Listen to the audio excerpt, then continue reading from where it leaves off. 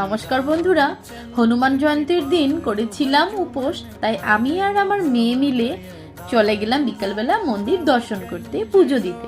তো যাওয়ার আগে আমাদের পাড়াতে এক জায়গায় খুব সুন্দর করে হনুমান জয়ন্তী পালন করা হয়, সেখানে গিয়ে প্রণাম করেছি, বসে ওখানে কীর্তনও হয়, সেটাও শুনেছি।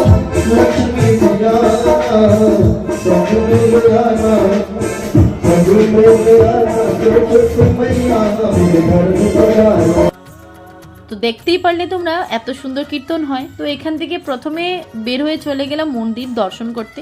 আর ওনাদের বাড়িতে গত বছরও গিয়েছিলাম, সেখান থেকেই চিনাকি হয়ে গেছে আমার।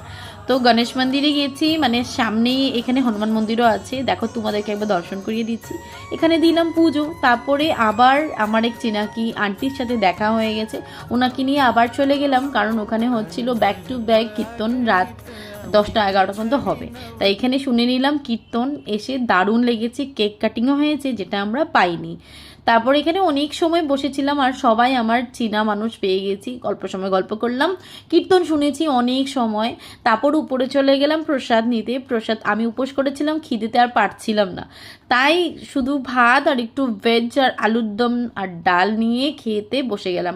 অনেক কিছু ছিল, তোমরা দেখতেই পারছো, কিন্তু আমার খিদেতে আর পারছিলাম না, পুরো দিন উপোস করেছি, তাই ভীষণ ভালো খেয়েছি খিদেতে। আর নিচে এসে একটু কীর্তন শুনলাম, আবার 10টা, 10:30টার মধ্যে আমি আর আমার মেয়ে মিলে চলে গেলাম বাড়ি। আজকের জন্য বাই।